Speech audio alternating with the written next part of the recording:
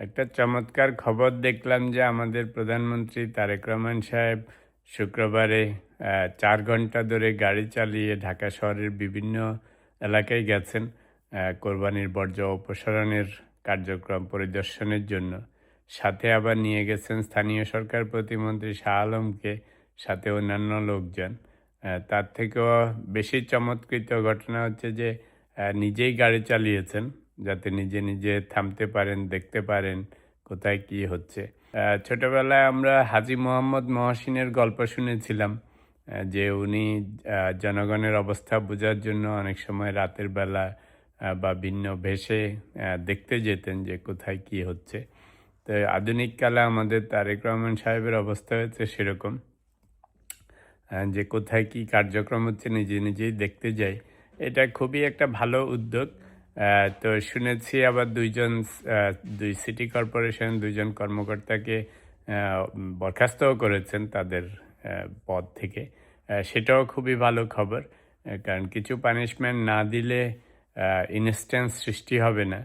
২-১ দিন আগে আমি বলেছিলাম যে ওনার একটা কমিটমেন্ট ছিল যে ৬ মাস পরে মন্ত্রীদের পারফরমেন্স ইভ্যালুয়েশন হবে। যদি সেই সময় সত্যি সত্যি পারফরমেন্স ইভ্যালুয়েশন হয় এবং ২-৪ জন মন্ত্রী ওনাদের মন্ত্রিত্ব খোয়ায়, তাহলে এটা হবে একটা বিগ ইনস্ট্যান্স, যে ঠিকমতো পারফর্ম না করলে কারো চাকরির রক্ষা হবে না। তো কালকে সিটি কর্পোরেশনের ২ জনকে বরখাস্ত করাতে ওনাদের জন্য সিম্প্যাথি। এরকম ঘটনা ঘটে নাই যে প্রাইম মিনিস্টার নিজেই তদারকিতে বেরিয়ে যাবেন। তো ফলে বেচারারা হয়তো এখন কোরবানি করতেছে, ফ্যামিলির সাথে খেয়ে দেয়ে ঘুমাচ্ছে গরুর মাংস। বুঝে না যে প্রধানমন্ত্রী বেরিয়ে যাবেন। তো সেই জন্য সিম্প্যাথি, কিন্তু একটা জিনিস হচ্ছে যে আপনারা যারা পাবলিক সার্ভেন্ট, বিশেষ করে এরকম দায়িত্বে আছেন যারা জনগণের যেখানে যেখানে দুর্ভোগ হওয়ার চান্স আছে বা যেখানে যে সব কিছু সুন্দরভাবে ক্লিন করে রাখার ব্যবস্থা করতে হবে, নিজেদের তো অত কিছু করতে হবে না হাতে পায়ে, খালি একটুখানি পরিদর্শন করা। তো যারা যেখানে দায়িত্বে আছেন তারা যেন সেই দায়িত্ব পালন করেন। কারণ সমাজের প্রতিটা জায়গায় যে এত অনিয়ম, এর মেইন কারণই হচ্ছে যারা যেখানে যে দায়িত্বে আছে সে দায়িত্ব ঠিকমতো পালন করা হচ্ছে না। চিন্তা করে দেখেন, প্রাইম মিনিস্টার বেরিয়েছেন, বর্জ্য অপসারণ হচ্ছে কিনা ঠিকমতো। তো সেটার ফলে ২-১ জনের চাকরি বরখাস্ত হয়েছে। তো এই খবর শুনে এখন নিশ্চয় অন্যান্য জায়গায় আরও নব উদ্যমে সব কিছু ক্লিন আপ করার চেষ্টা শুরু হবে।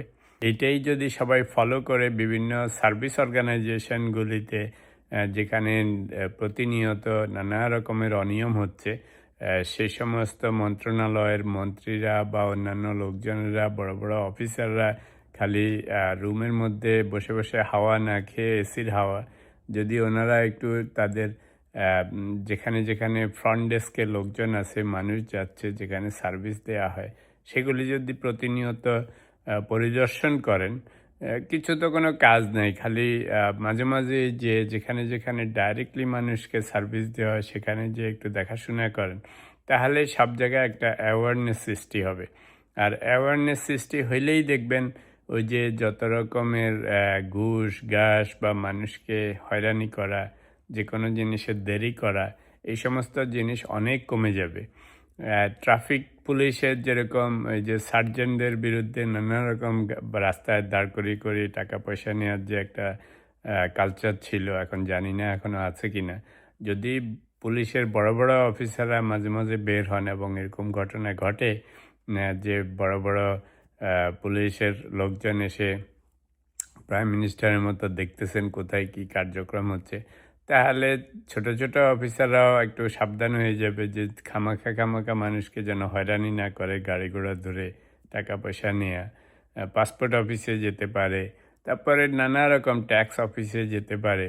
তো সবচেয়ে বড় বড় মানুষ যারা প্রতিটা অর্গানাইজেশনের মন্ত্রী মিনিস্টার থেকে শুরু করে আরও বড় বড় যারা এই কর্মচারী আছে, চেয়ারম্যান আছে, সিইও আছে, অন্যান্যরা যারা দায়িত্বে আছেন, যদি রেগুলার বেসিসে সার্ভিস অর্গানাইজেশনগুলিতে কিংবা যেসব জায়গায় অনিয়ম হয়, দুর্নীতি হয়, স্মল স্কেলে হয়, সেসব জায়গায় ওনারা ভিজিট করেন, তাহলে নিচের লেভেলে যে সমস্ত লোকজন আছে এরা সাবধান হয়ে যাবে এবং ওরা সাবধান হলেই দেখবেন যে একটা অর্ডার প্রতিষ্ঠা হবে। তো বিদেশে দেখি এই যে রাস্তাঘাটে পুলিশে কিংবা আমরা বিভিন্ন জায়গায় যে সার্ভিস নিতে যাই, কোথাও কোনো একটা টাকা পয়সা দিতে হয় না।